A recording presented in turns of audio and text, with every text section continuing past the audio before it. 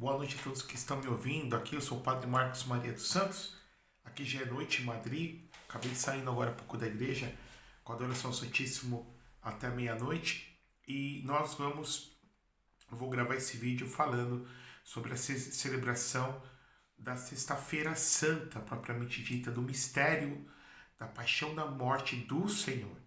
Na Quinta-feira Santa, nós contemplávamos a última ceia e durante essa última ceia que Jesus realmente realizou com os seus discípulos, foi quando ele instituiu o mandamento novo do amor, lavou os pés dos seus discípulos, ele falou do Espírito Santo, instituiu a Sagrada Eucaristia, instituiu o sacerdócio cristão. Depois começamos propriamente dito a sua paixão. Então vai ser lido o Evangelho de João, no capítulo 18, de 1 até o capítulo 19, versículo 42.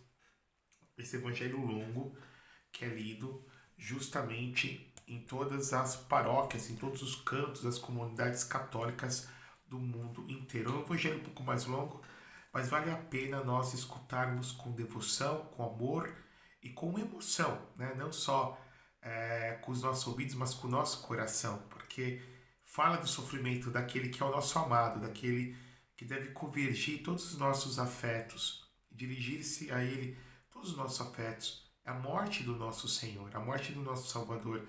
De uma certa forma, a morte, sim, de Deus. Então, contemplamos nele esse grande amor infinito por nós e, ao mesmo tempo, também amor com amor se paga. Então, quando eu contemplo que o Senhor deu a vida por mim, eu tenho que ter essa predisposição a dar a vida por ele. E aqui é muito interessante porque me lembra os relatos dos primeiros cristãos que diziam que quando o Evangelho da Paixão era lido na Sexta-feira Santa, muitos cristãos choravam de emoção ao recordar, ao imaginar, mesmo aqueles que não foram contemporâneos ou testemunhas oculares de Jesus, da sua paixão e morte, mas sabendo tudo aquilo que o Senhor sofreu por nosso amor para nos salvar. Então, atenção! O Senhor esteja convosco, que está no meio de nós. Proclamação do Santo Evangelho de nosso Senhor Jesus Cristo, segundo São João. Glória a vós, Senhor. Naquele tempo, Jesus saiu com os discípulos para o outro lado da torrente do Cedron. Havia aí um jardim onde ele entrou com os discípulos. Também Judas, o traidor, conhecia o lugar, porque Jesus costumava reunir-se aí com seus discípulos. Judas levou consigo um destacamento de soldados e alguns guardas dos sumos sacerdotes e fariseus, e chegou ali com lanternas, tochas e armas. Então Jesus, consciente de tudo o que ia acontecer, saiu ao encontro deles e disse: A quem procurais? Responderam: A Jesus o Nazareno. Ele disse: Sou eu. Judas, o traidor, estava junto com eles. Quando Jesus disse: Sou eu, eles recuaram e caíram por terra. De novo ele lhes perguntou: A quem procurais? Eles responderam: A Jesus o Nazareno. Jesus respondeu: Já vos disse que sou eu. Se a mim que procurais, então deixai que estes se retirem. Assim se realizava a palavra que Jesus tinha dito: Não perdi nenhum daqueles que me confiastes. Simão Pedro, que trazia uma espada consigo, puxou dela e feriu o servo do sumo sacerdote, cortando-lhe a orelha direita. O nome do servo era Malco. Então Jesus disse a Pedro: Guarda a tua espada na bainha, não vou beber o cálice que o Pai me deu. Então os soldados, o comandante e os guardas dos judeus prenderam Jesus e o amarraram. Conduziram no primeiro Anás, que era sobrinho de Caifás, o sumo sacerdote daquele ano. Foi Caifás que deu aos judeus o conselho: é preferível que um só morra pelo povo. Então Pedro e um outro discípulo seguiam Jesus. Esse discípulo era conhecido do sumo sacerdote e entrou com Jesus no pátio do sumo sacerdote. Pedro ficou fora, perto da porta. Então o outro discípulo, que era conhecido do sumo sacerdote, saiu, conversou com a encarregada da porta e levou Pedro para dentro. A criada que guardava a porta disse a Pedro: Não pertences também tu aos discípulos desse homem? Ele respondeu: Não. Os empregados e os guardas fizeram uma fogueira e estavam se aquecendo, pois fazia frio. Pedro ficou com eles, aquecendo-se. Entretanto, o sumo sacerdote interrogou Jesus a respeito de seus discípulos e de seu ensinamento. Jesus lhe respondeu: Eu falei as claras ao mundo. Ensinei sempre na sinagoga e no templo, onde todos os judeus se reúnem. Nada falei às escondidas, onde todos os onde todos os judeus se reúnem. Nada falei às escondidas, por que me interrogas? Perguntas que ouviram o que eu falei, e eles sabem que eu disse. Quando Jesus falou isso, um dos guardas que ali estava deu-lhe uma bofetada, dizendo-lhe: Assim que respondes ao sumo sacerdote? Respondeu-lhe Jesus: Se respondi mal, mostre que, mas se falei bem, por que me bates? Então Anás enviou Jesus amarrado para Caifás, o sumo sacerdote. Simão Pedro continuava lá em pé, aquecendo-se. Disseram-lhe: Não és tu também um dos discípulos dele? Pedro negou: Não. Então um dos empregados do sumo sacerdote, parente daquele a quem Pedro tinha cortado a orelha, disse: Será que não te vi no jardim com ele? Novamente Pedro negou, e na mesma hora o galo cantou. De Caifás levaram Jesus ao palácio do governador. Era de manhã cedo. Eles mesmos não entraram no palácio para não ficarem impuros e poderem comer a Páscoa. Então Pilatos saiu ao encontro deles e disse: Que acusação apresentais contra esse homem? Eles responderam: Se não fosse malfeitor, não o teríamos entregue a ti. Pilatos disse: Tomai-o vós mesmos e julgai-o de acordo com a vossa lei. Os judeus lhe responderam: Nós não podemos condenar ninguém à morte. Assim se realizava o que tinha sido, o que Jesus tinha dito, significando de que morte havia de morrer. Então Pilatos entrou de novo no palácio e chamou Jesus e perguntou-lhe: Tu és o rei dos judeus? Jesus respondeu: Estás dizendo isso por ti mesmo ou outros te disseram isso de mim? Pilatos respondeu: Por acaso sou judeu? O teu povo e os sumos sacerdotes te entregaram a mim. Que fizestes? Jesus respondeu: O meu reino não é deste mundo. Se o meu reino fosse deste mundo, os meus guardas teriam lutado para que eu não fosse entregue aos judeus. Mas o meu reino não é daqui. Pilatos disse a Jesus: Então tu és rei? Jesus respondeu: Tu dizes, eu sou rei. Eu nasci e vim ao mundo para isto, para dar testemunho da verdade, e todo aquele que é da verdade escuta a minha voz. Pilatos disse a Jesus: O que é a verdade? Ao dizer isso, Pilatos saiu ao encontro dos judeus e disse-lhe: Eu não encontro nenhuma culpa nele. Mas existe entre vós um costume que pela Páscoa eu vos solte um preso. Quereis que eu vos solte o rei dos judeus? Então começaram a gritar de novo: Este não, mas Barrabás. Barrabás era um bandido. Então Pilatos mandou flagelar Jesus. Os soldados teceram uma coroa de espinhos e colocaram na cabeça de Jesus. Vestiram-no com um manto vermelho, aproximavam-se dele e diziam: Viva o rei dos judeus! E davam-lhe bofetadas. Pilatos saiu de novo e disse aos judeus: Olha, eu trago aqui fora diante de vós, para que saibais que não encontro nele crime algum. Então Jesus veio para fora, trazendo a coroa de espinhos e o manto vermelho. Pilatos disse: Eis o homem. Quando viram Jesus, os sumos sacerdotes e os guardas começaram a gritar: Crucifica-o, crucifica-o. Pilatos respondeu: Levai-o vós mesmos para o crucificar, pois não encontro nele crime algum. Os judeus responderam: Nós temos uma lei, e segundo essa lei ele deve morrer, porque se fez filho de Deus. Ao ouvir essas palavras, Pilatos ficou com mais medo ainda. Entrou outra vez no palácio e perguntou a Jesus: De onde és tu? Jesus ficou calado. Então Pilatos disse: Não me respondes? Não sabes que eu tenho autoridade para te soltar e autoridade para te crucificar?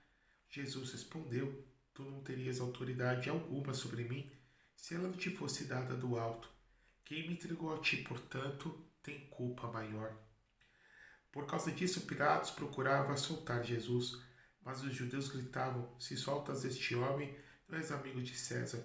Todo aquele que se faz rei declara-se contra César. Ouvindo essas palavras, Pilatos levou Jesus para fora, sentou-se no tribunal, no lugar chamado Pavimento, em hebraico Gábata. Era o dia da preparação da Páscoa, por volta do meio-dia. Pilatos disse aos judeus: Eis o vosso rei. Eles, porém, gritavam: Fora, fora, crucificam-o. Pilatos disse: Hei de crucificar o vosso rei? Os sumos sacerdotes responderam: Não temos outro rei senão César. Então Pilatos entregou Jesus para ser crucificado. Jesus tomou a cruz sobre si e saiu para o lugar chamado Calvário, em hebraico Gólgota. Ali o crucificaram com outros dois, um de cada lado e Jesus no meio. Pilatos mandou ainda escrever um letreiro e colocá-lo na cruz: Nele estava escrito Jesus Nazareno, Rei dos Judeus. Muitos judeus puderam ver o letreiro porque o lugar em que Jesus foi crucificado ficava perto da cidade. O letreiro estava escrito em hebraico, latim e grego. Então os sumos sacerdotes dos judeus disseram a Pilatos: não escreva o Rei dos Judeus, mas sim o que ele disse: eu sou o Rei dos Judeus. Pilatos respondeu: e que escrevi, está escrito. Depois de que crucificaram Jesus, os soldados repartiram sua roupa em 4 partes, uma parte para cada soldado. Quando a túnica era tecida sem costura, em peça única do alto a baixo. Disseram então entre si: não vamos dividir a túnica, tiremos a sorte para ver de quem será. Assim se cumpria a escritura que diz: repartiram entre si as minhas vestes e lançaram sorte sobre a minha túnica. Assim procederam os soldados. Perto da cruz de Jesus estavam de pé a sua mãe, a irmã de sua mãe, Maria de Cleófas e Maria Madalena. Jesus, ao ver sua mãe e ao lado dela o discípulo que ele amava, disse à sua mãe: mulher, este é o seu filho. Disse também o discípulo: esta é tua mãe. Desde agora em diante o discípulo a acolheu consigo. Depois disso, Jesus, sabendo que tudo estava consumado, e para que a escritura se cumprisse até o fim, disse: tenho sede. Havia ali um jarro cheio de vinagre. Amarraram numa vara numa esponja embebida de vinagre e levaram-no à boca de Jesus. E, tomando o vinagre, disse: tudo está consumado. Inclinando a cabeça, entregou o Espírito. Adoremos a morte do Senhor. Era o dia da preparação para a Páscoa. Os judeus queriam evitar que os corpos ficassem na cruz durante o sábado, porque aquele sábado era dia de festa solene. Então pediram a Pilatos que mandasse quebrar as pernas dos crucificados e o tirasse da cruz. Os soldados foram, quebraram as pernas de um e depois do outro que foram crucificados com Jesus. Ao se aproximarem de Jesus e vendo que já estava morto, não lhe quebraram as pernas. Mas o soldado abriu o lado com uma lança e logo saiu sangue e água. Aquele que viu dar testemunho e seu testemunho é verdadeiro, ele sabe que fala a verdade, para que vós também acrediteis. Isso aconteceu para que se cumprisse a escritura que diz: não quebrarão nenhum dos meus ossos. E outra escritura ainda diz: olharão para aquele que trespassaram. Depois disso, José de Arimateia, que era discípulo de Jesus, mas às escondidas por medo dos judeus, pediu a Pilatos para tirar o corpo de Jesus. Pilatos consentiu. Então José veio tirar o corpo de Jesus. Chegou também Nicodemos, o mesmo que antes tinha ido de noite encontrar-se com Jesus. Levou uns 30 quilos de perfumes de mirra e aloés. Então tomaram o corpo de Jesus e envolveram-no com aromas, em faixas e linho, como os judeus costumam sepultar. No lugar onde Jesus foi crucificado havia no jardim um túmulo onde ainda ninguém tinha sido sepultado. Por causa da preparação da Páscoa e como o túmulo estava perto, foi ali que colocaram Jesus. Palavra da salvação, glória a vós, Senhor.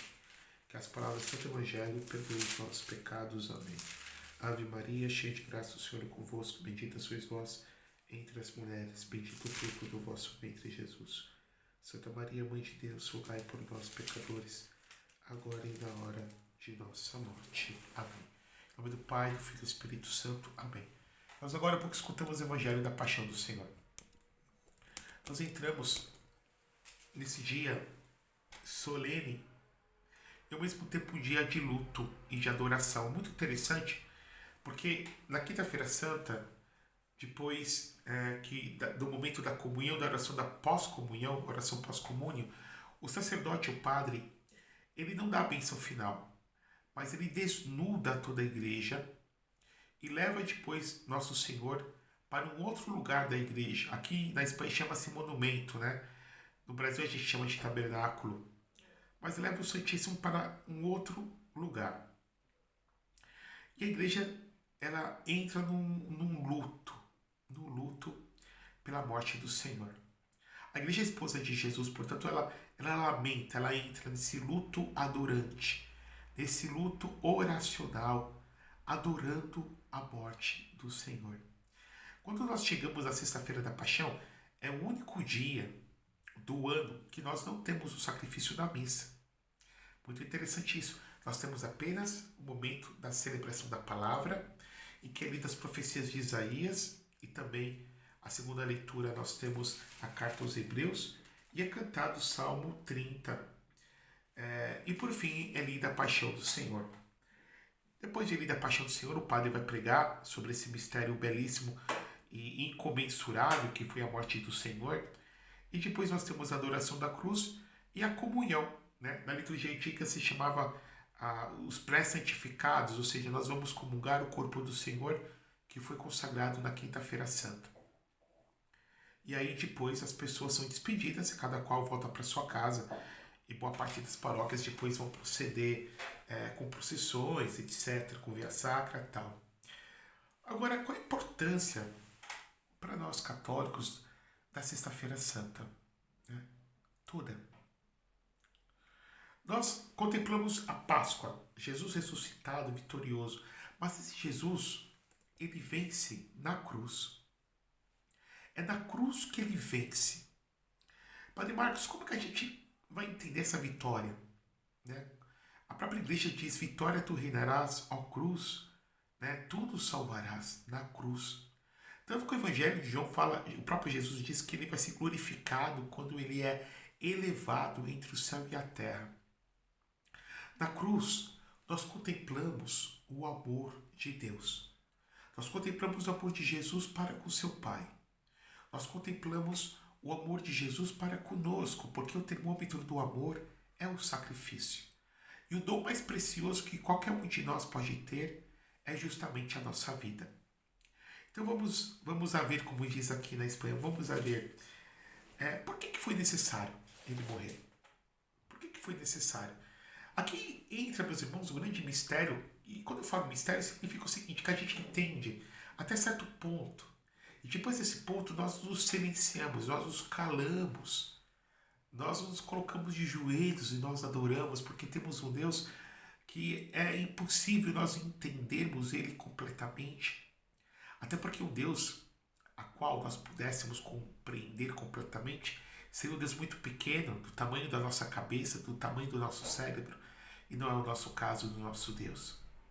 Pois bem, a cruz, na verdade, ela vencerá a historização, a materialização na história de uma realidade invisível, de uma realidade eterna que já estava no seio do próprio Deus. Quando nós lemos, por exemplo, em Apocalipse, no capítulo 13, João tem uma visão e ele fala que viu um cordeiro em pé.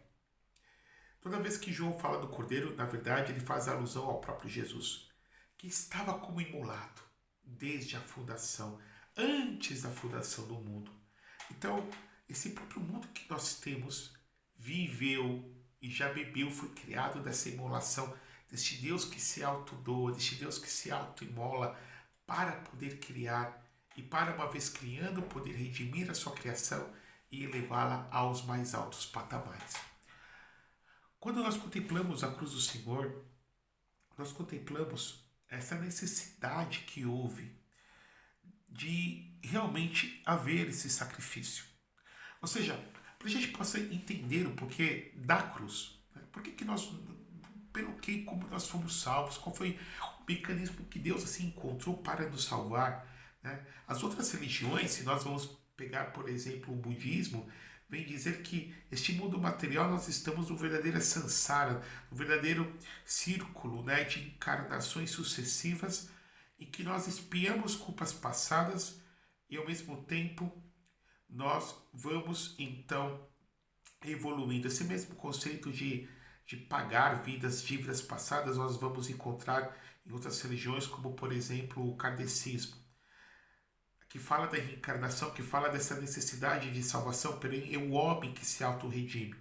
É o homem que, ele, mediante essa vida sofrendo, ele vai sofrendo ao mesmo tempo também, uma vez se ele aceita esse sofrimento, se ele digere, se ele corresponde bem a tudo aquilo que Deus permitiu, ele vai alcançando um patamar moral, até chega um momento que deixa de reencarnar. Porém, a proposta e a verdade que nós vemos na Bíblia é justamente outra. Nós somos salvos pela misericórdia de Deus, nós somos salvos pelo sacrifício do Cordeiro de Deus. Quando Adão e Eva pecaram, os nossos pais, primeiros pais pecaram, Eles pecaram pela desobediência. Eles desobedeceram ao Criador. Eles pecaram pelo orgulho. Eles pecaram pela vaidade. Eles pecaram porque deram ouvidos à serpente. E aí nós vamos vendo que o pecado ele é proporcional à dignidade daquele que é o ofendido. Quem vai trabalhar justamente isso no livro chamado Cur Domus, porque Deus se encarnou, agora eu não me lembro o título em latim, de Santo Anselmo de Cantuária, Santo Anselmo que vem dizer isso. Então, assim como Deus tem dignidade infinita, o pecado de Adão teve um impacto, né, infinito, teve uma consequência infinita que o homem se desconectou completamente de Deus. E é muito interessante quando a gente vê isso na nossa própria vida. As consequências do pecado original, não só a consequência maior que a morte, mas mesmo depois do batismo, essas feridas que nós trazemos. Porque quando nós imaginamos o pecado original, nós tentamos elucubrar e aprofundar o pecado original, nós esquecemos também da outra face, que é a justiça original. E que Adão, ele se relacionava com Deus como um filho, se relaciona com seu pai e com a sua mãe. Já que, segundo a narrativa bíblica, e aqui tomando no conceito alegórico, Adão não tinha pai nem mãe. Deus era seu pai e sua mãe. Então, todos os seus afetos eram direcionados a ele. E quando entra o pecado, entra a desconfiança, entra a ruptura, entra a desconexão. Deus vai ter que chamar Adão. Adão estava atrás da moita, depois que ele pecou. E todos nós, homens, então, trazemos essa ruptura, essa rachadura, essa coisa trincada dentro da nossa realidade, em que desconfiando de Deus. E aí, nós vemos que vem Ele. É dada a ordem pelo Pai, a Trindade, quer salvar o homem. E na plenitude dos tempos, no pleroma dos tempos, o Pai Eterno, por meio do Espírito Santo, escolhe uma virgem de Nazaré, chamada Maria, e o Filho vem e se encarna, assume a nossa natureza humana na pessoa de nosso Senhor Jesus Cristo. E aí nós temos sim, agora, a oportunidade da salvação acontecer, porque Ele veio para assumir a nossa natureza humana. Essa natureza humana, irmãos e irmãs, que na verdade é um colorário de toda a criação de Deus. Mesmo nós homens, por exemplo, nós homens somos tão inferiores de carne e osso, somos mortais, mas ao mesmo tempo temos elementos do reino animal, temos o corpo animal, portanto material, e ao mesmo tempo temos uma alma imortal que é espiritual, portanto o homem, de uma certa forma, ele em seu ser sintetiza o mundo espiritual e o mundo material. E aí, ele, sendo Deus se fazendo homem, todos os atos dele têm peso eterno, porque não é meramente o homem que faz. Todos os atos de um homem, bons ou maus, têm repercussão limitada. Agora não, ele sendo Deus e sendo homem, todos os seus atos, eles têm uma repercussão, têm um valor, têm um mérito infinito, que a igreja chama de valor teândrico. E aí nós vemos que quem se encarna é o Filho para reaver essa ligação, aqui religião religare, entre nós, criaturas humanas e o Pai Eterno, da condição de filhos que nós havíamos perdido. Ele vem nos representar sendo homem. Então ele, sendo o protótipo do homem perfeito, sendo puríssimo. Ou seja, todos nós já nascemos com dívida, já nascemos com a dívida de Adão, com o pecado. Então, vamos imaginar, eu para pagar uma dívida, é impossível que eu pague se eu devo. Né? Se eu devo, como que eu vou pagar? É impossível, estou devendo. Mas ele vem e nele não há pecado. E se Paulo vem dizer que o salário do pecado é a morte, nele não há essa nota do pecado, portanto não tem como a morte, não teria como a morte tocá-lo. E sendo Deus e homem, como o homem representa todos os homens, é a nova cabeça da nova humanidade, como Deus vem dar deificação, eternidade e mérito infinito a todas as suas ações. E aí Jesus, durante a sua vida, ele vem pregar, ele vem anunciar o reino de Deus, novos valores, onde Deus reina, o Basileia Tuteu. Ele vem instituir a sua igreja, que é seu corpo místico, que é sua esposa amada. Ele institui seus sacramentos, ele derrama o seu espírito, ele prega, ele cura, ele liberta. Porém, ao cabo da sua vida, ele oferece o Pai eterno, este sacrifício por nós e em nosso lugar, nos representando. Então, naquele momento da cruz, todos os tempos, todos os espaços, todos os universos ou multiversos que tenha, todas as realidades cósmicas criada converge e emana da cruz. Porque naquele momento, se o homem pecou pela desobediência, ele vem e recapitula nele toda essa realidade, amando o Pai até a morte. Se o homem desobedeceu, ele vem obedecer até a morte. Se o homem pecou por orgulho, querendo ser o centro de tudo, ele vem se oferecer, rebaixando-se, assumindo o corpo e a condição de escravo e sendo cravado como o maldito na cruz. Se o homem pecou pela desobediência, ele indo sempre pela obediência. Se o homem, ele como que foi erguer suas mãos para comer do fruto proibido do conhecimento do bem e do mal, da árvore do conhecimento do mal, ele permite ser cravado na cruz para fazer da cruz a nova árvore da vida. É muito interessante quando nós vemos a cruz, primeira coisa, uma realidade simbólica, ele morre em pé, ele morre sacerdotalmente, com os braços estendidos para acolher a cada um de nós. Ele morre voltando continuamente o seu olhar para o Pai, mesmo não sentindo ao Pai. Mesmo quando ele canta, ele faz aquele Salmo 21, 22, né? Dependendo da tradução, o Salmo, ele é o servo sofredor. Meu Deus, por que me abandonastes? Assumindo a nossa dor, assumindo o nosso abandono, assumindo essa desconfiança que nós temos com relação ao Pai. E termina dizendo, Pai, em tuas mãos eu entrego o meu espírito, dando esse salto da eternidade e da morte, nos braços do Pai, no pleno espírito do amor. Na cruz, que ele vem dizer, Pai, perdoa-lhes porque não sabem o que fazem, desculpando aqueles que estavam matando. Na cruz que ele vem dizer para o bom ladrão, em verdade eu te digo que hoje estarás comigo no paraíso. Na cruz que ele vem entregar para João, a pessoa de Nossa Senhora. E em João todos nós estávamos sendo entregues na pessoa de João para ser filhos de Maria e entregando Maria para ser nossa mãe, eis aí teu filho, eis aí tua mãe. Na cruz que ele vem dizer, tenho sede, mais do que sede da bebida que lhe deram, sede dos nossos corações, sede das nossas almas, sede do nosso amor, porque amor com amor se paga. Aquele que ama nada mais quer do que o amor em troca, e é assim que nosso Senhor vem justamente com relação a nós mendigar o nosso amor, o divino mendigo, né? Porque nos ama, quer que nós o amemos também, porque no amor a Ele está a nossa salvação. Ele que vem dizer, então, tudo está consumado, porque Ele cumpre toda a vontade do Pai, Ele cumpre todas as profecias que foram preditas sobre Ele. Ele que diz, Pai, em tuas mãos entrego o meu espírito. E desse grito que Ele dá, porque esse grito que Ele dá é ao mesmo tempo o grito da morte, o grito da dor, o nosso grito, porque Ele nos representa, Ele é o nosso sumo sacerdote, mas também é um grito de vitória, um grito de guerra, daquele que vence o nosso inimigo, e o nosso inimigo é Satanás.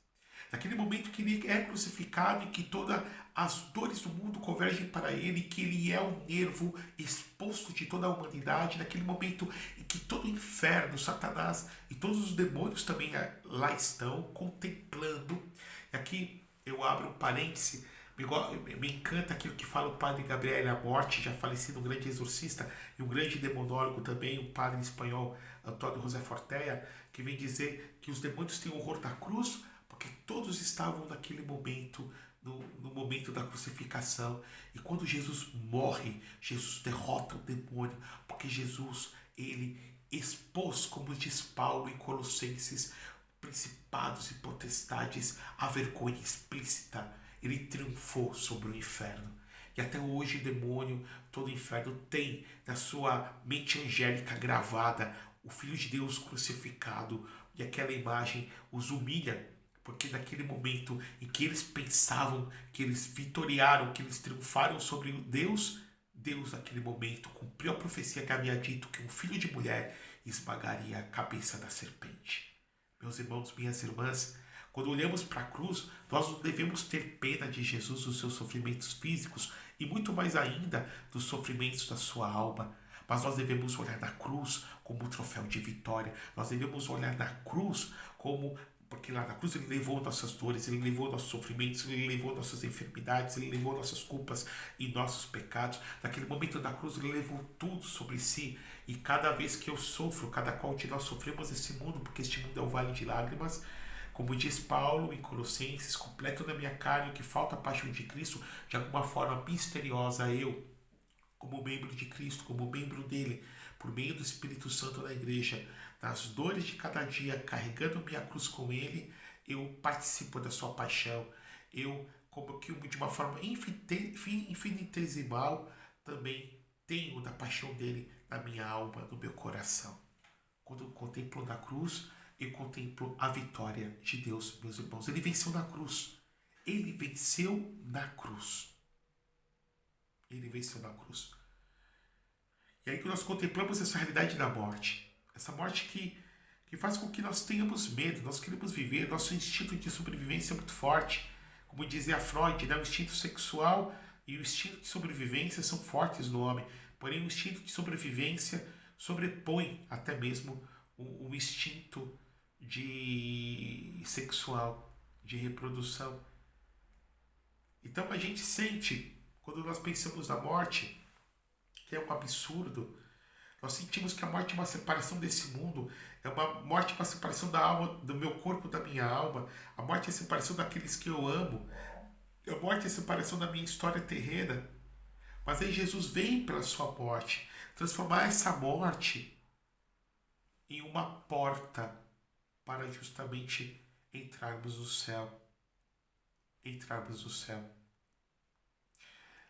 Nós contemplamos este sofrimento espiritual, porque na cruz ele foi o pior dos pecadores. Ele assumiu todos os pecados de todos os homens.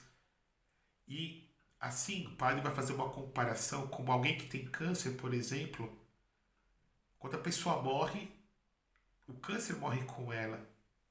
Jesus, de uma forma misteriosa, ele como uma esponja divina-humana, como uma esponja cósmica em que suga e absorve toda a maldade, toda a podridão, todo o absurdo do mundo. Ele mata na sua carne divina o nosso pecado, para que pudéssemos ter vida e extrairmos vida dele. Quando ele morre, ele dá um grande grito, porque dizem alguns autores, como o médico Pierre Barbet, que escreveu um livro chamado A Paixão de Cristo segundo o Cirurgião, que Jesus infartou, teve um coração esmagado na cruz. Então, quando João nos relata que jorraram, não brotou, não emanou simplesmente água, isso que mais jorrou sangue e água, é porque é típico de um coração que explodiu, mais do que infartou, explodiu. É um fenômeno fisiológico. Agora eu quero falar um pouquinho do sofrimento físico de Jesus, nesses breves minutos que eu tenho para falar para vocês. Tudo começa no Horto das Oliveiras, em que Jesus, naquele momento, já sente em sua alma e seu coração o distanciamento do Pai e do Espírito Santo e, ao mesmo tempo, todos os pecados do mundo, de todos os homens sobre si. Jesus, sendo Deus, também, mesmo com a mente humana, ele podia ver desfilando diante dele todos os homens, todos os delitos, todos os pecados, e isto causava um tremendo horror à sua alma e ao seu coração, e principalmente os pecados de ingratidão que nós cometeríamos, a ponto de fazê-lo suar sangue. Principalmente os pecados de nossos sacerdotes, escolhidos, eleitos de Deus. Depois nós vemos a outra cena em que vem Judas e dá um beijo na face de Jesus, aquele beijo o quanto que doeu no coração de Jesus, porque foi um beijo da traição. Jesus chama, com um beijo que traz os amigos, chama Judas de amigo, portanto, ele considerava, Jesus não estava sendo irônico, não, ele considerava Judas amigo dele. Era Judas que não era amigo seu. É com um beijo que traz um filho do homem. Aquele beijo foi um beijo sacrílego na face do Senhor. Vem, então, Judas encabeçando uma tropa de soldados, uma corte, mais de 600 homens. Uma corte era uma fração do exército romano, então eram muitos homens do templo, também soldados romanos, soldados do templo, todos misturados para prender a Jesus. Jesus também depois é levado ao Sinédrio, que era o Supremo Tribunal dos Judeus, composto pelos grandes, pelos eminentes da Judéia, entre eles o sumo sacerdote Anás e seu sogro Caifás, mas os outros sacerdotes, fariseus, escribas, doutores da lei, que armaram essa palhaçada, porque eles não poderiam se reunir, por exemplo, à noite, eles não poderiam fazer o julgamento na madrugada, como fizeram, não poderiam comprar as testemunhas como compraram, eles não poderiam ter feito o que fizeram, ter armado. Jesus já estava condenado antes da sentença. E aí, nosso Senhor, depois que é condenado, depois que tem o seu rosto socado, porque o soldado do templo deu um soco forte no rosto de Jesus, Jesus é escarrado, porque fazia parte desse processo de condenação pelos 70 membros do Sinédrio. Depois Nosso Senhor é espancado a noite inteira. Apesar dos evangelhos não nos narrarem, existem revelações particulares, acredita quem quiser, a igreja não obriga ninguém a acreditar, que Jesus foi espancado a madrugada inteira. Para depois, durante a manhã, as autoridades judaicas que fizeram toda essa palhaçada levaram até Pôncio Pilatos. Pôncio Pilatos percebeu que existia manipulação. E aí Pôncio Pilatos manda depois para Herodes. Herodes bula de Jesus, tira sarro de Jesus, chamando de louco. Jesus não fala nada para Pilatos. Depois volta não fala nada para Herodes. Herodes depois manda para Pilatos. E o evangelista diz que os dois eram inimigos, se tornaram amigos. Porque onde Jesus passa fazendo bem. E aí Pilatos tem uma ideia, né, de apresentar um condenado à morte, que era Barrabás. E quem o povo iria escolher? O povo poderia soltar Jesus ou Barrabás. E nós sabemos qual é o final. O povo preferiu soltar Barrabás e crucificar a Jesus. Jesus então é flagelado. Eles punham a pessoa numa coluna, atavam os braços dessa pessoa, no caso desse condenado, e havia 2 chicotes com ponta de ossos. Eles abriam as pernas do condenado e o desnudando, sem nem nada, totalmente pelado, eles chicoteavam, né? Os 2 soldados chicoteando, inclusive as partes íntimas do Senhor. Cada vez que esse chicote batia, cravava na carne e ia descarnando Jesus, a ponto de voar pedaço de carne, a ponto dos ossos de Jesus ficarem expostos. O castigo da flagelação, chamado taclum flagellator, era um castigo tão pesado que o homem de uma constituição física mais frágil já morria só nessa flagelação. Depois dessa cena, eles levam Jesus para um outro lugar, fazem uma coroa de espinhos como se fosse um capacete, põem sobre sua cabeça, espancam Jesus, cravam essa coroa com canas, põem a cana na mão de Jesus, põem o manto púrpura, que era o manto imperial, sobre Jesus, urinam sobre Jesus, escarram sobre Jesus, expõem Jesus a uma verdadeira humilhação. Os santos místicos vêm dizer que nesse processo todo que Jesus foi espancado, já haviam quebrado seu nariz, já haviam tirado grandes tufos de cabelo de Jesus, que tinha uma cabeleira belíssima, já haviam arrancado suas barbas. Jesus estava uma chaga só, do alto da cabeça à planta dos pés, do topo da cabeça às plantas dos pés. Cada chaga de Jesus pagando cada pecado que nós cometemos com a nossa carne também. Por atos que nós cometemos contra Deus, contra nós e contra os outros. Depois nós temos a cena em que, de fato, o povo clama pela sua crucificação. E aí Pilatos lava as mãos.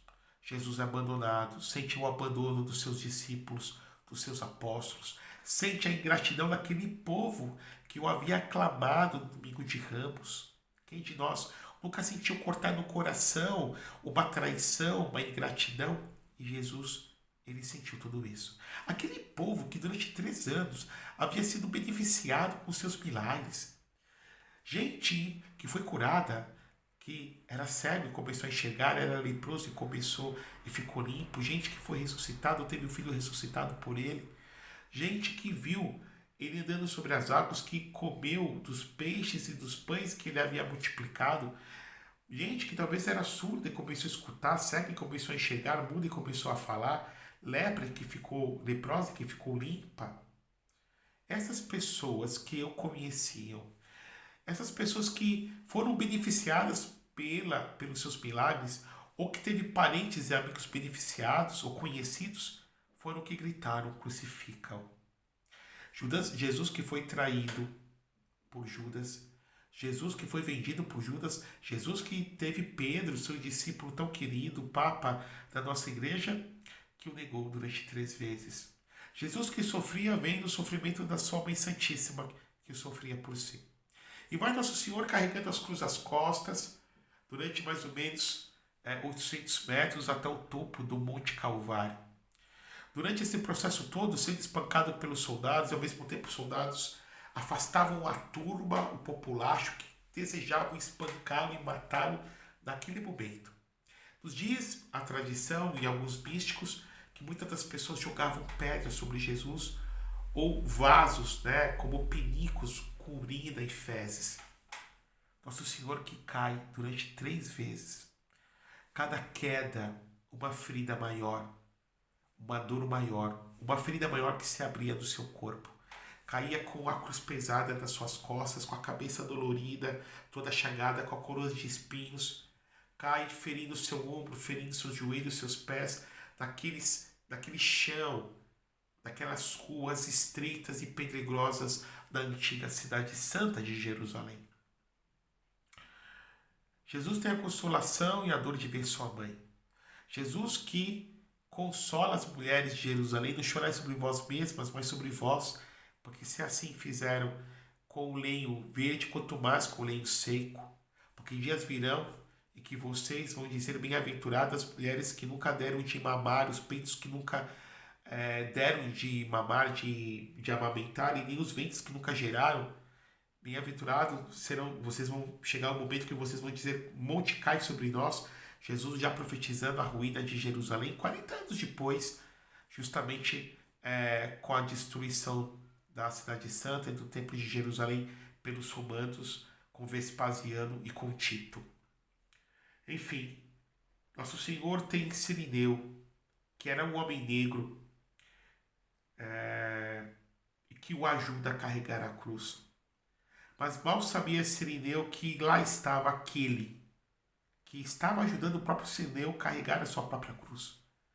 Chega Nosso Senhor então ao topo do monte Calvário, ensanguentado, ferido, desolado, sem dormir, sem comer, sem paz, orando constantemente, porque durante toda a sua paixão, aqui é o fio condutor, mesmo sem sentir nada, mas clamando ao Pai por nós.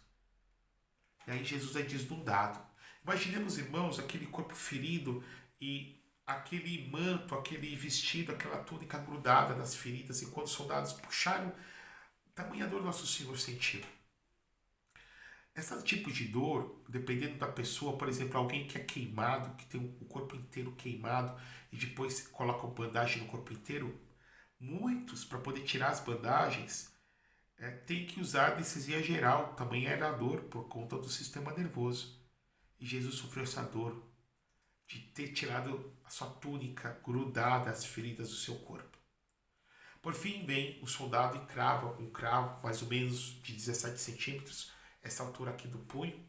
Cravam o primeiro cravo, depois o outro lado da cruz já era previamente furado, estende seus braços a ponto de distender seus ossos, cravam o segundo braço, e aí os ossos de Jesus se deslocam, e depois um pé sobre o outro. E durante essas 3 horas, Marcos vem dizer que Jesus foi crucificado em torno das 9, João em torno do meio-dia, mas Jesus ficou pregado na cruz entre 3 a 6 horas, clamando ao Pai por nós, se oferecendo, perdoando.